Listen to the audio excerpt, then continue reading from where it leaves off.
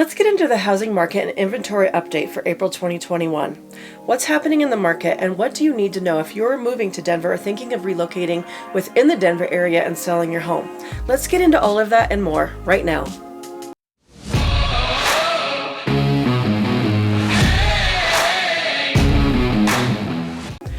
Hey everyone, this is Venus Howard with the Vindiola Group, brokered by eXp Realty right here in the Denver metro area. If this is your first time to the channel and you want to learn everything about where to do life in the Denver metro area, like where to live, sleep, eat, play, and make sure that you find the perfect place for you, well, make sure you hit that subscribe button and hit that bell so you're notified each and every time we do a new video.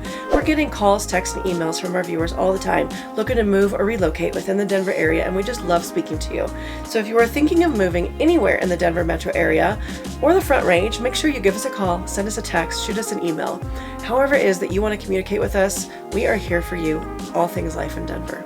So let's jump right in with this graph right here. This is the most recent national study on inventory. It shows changes year over year, and that Colorado is at a 50% deficit from last year this time. We have half the inventory. That's homes to sell than we did last year. This is a national study, but when you drill down into the county level, Denver County has 74% less inventory than we did last March. But sales are up by 14%. Jeez. Adams County is even worse with 83% change and only 0.2 months of inventory. We are definitely still in a crisis. We need sellers to list their homes. We have the buyers, more than last year. Supply is down and demand is up.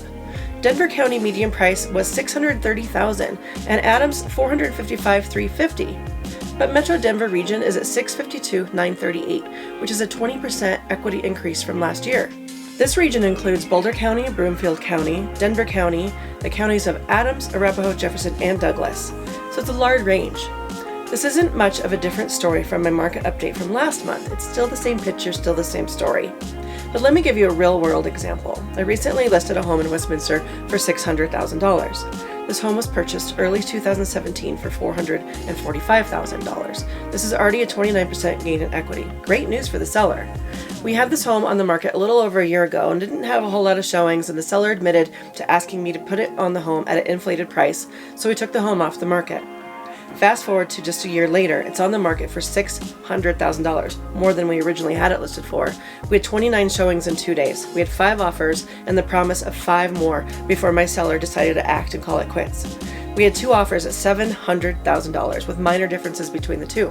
One had waived all contingencies, inspections, guaranteeing the appraisal, buyers paying for some of the seller's closing costs, and giving them a gift certificate for a celebration dinner of a restaurant of their choice. That is now a 45% increase in equity in 4 years. That's unheard of. Buyers are having to pull out all stops to win in this market, and those with cash will definitely win. This economist stated it's not just a seller's market, it's a super seller's market. This is an incredibly competitive home buying environment. So now we have buyers that are turning to new construction, and I mentioned this in a previous video as well. That's also worrisome on many fronts. Buyers are using this as a form of guaranteed inventory. But when the buyer is now on a waiting list with no guarantee that that base price is going to stay the same, meaning when the prices increase with the community, that buyer is also affected by those price increases. Even if they create a check to hold their spot, they will still experience those inflated prices. We just put one under contract last week, and the buyer was told by the rep that for every 2 houses they sell, the home prices are going up $2,000 to $5,000. So now the buyer's waiting for their lot to be ready to build, and now tens of thousands of dollars higher than when they first expected.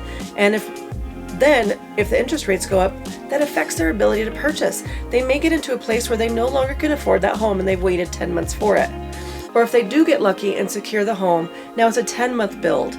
And if they're just on the cusp of being able to afford that property, and just 1% increase in interest rates may now cause them to be unqualified for the home. And where does that leave them? Especially if they had a home to sell. Builders are also not accepting contingent buyers, so you have to sell first. This could cause a family some serious heartache. Mortgage rates at the time of this recording are still very low, but that is not guaranteed forever. Then the elusive bubble talk. We aren't in a bubble, but we are in an inventory crisis. In March 2008, we had 25,516 properties available, and in March 2021, we had 1,921. Even though mortgage applications are down, if buyer demand continues to decrease, interest rates will still go up, means prices will start to adjust. We could just auto-correct to a more normal increase of equity, and this is just the new starting point. Or you could wait a month to purchase, and now you could be looking at a $35,000 increase on a $500,000 home. So it's time to jump into the market, but if you don't have the cash to complete, it's nearly a moot point. I think the one thing that consumers don't understand in this environment is that it has never been a better time to buy or sell a home. And no one has a crystal ball anymore than just a good idea of when sellers should become sellers. The good news is we saw a slight increase in homes hitting the market in March compared to February. If that will continue to go up, we have more opportunities for buyers. So what happens if you're moving here from another state, and what does that look like? Well, first I'd say we would hop on a Zoom call and determine what your needs and wants and goals are. Then we look at the market and the home price point that you're looking to be in. We talk about location. What does the weekend lifestyle look like for you? We go into each section of the Metro Denver area because they're vastly different. We deep dive into what you're really wanting and create a strategy and timeline across those needs.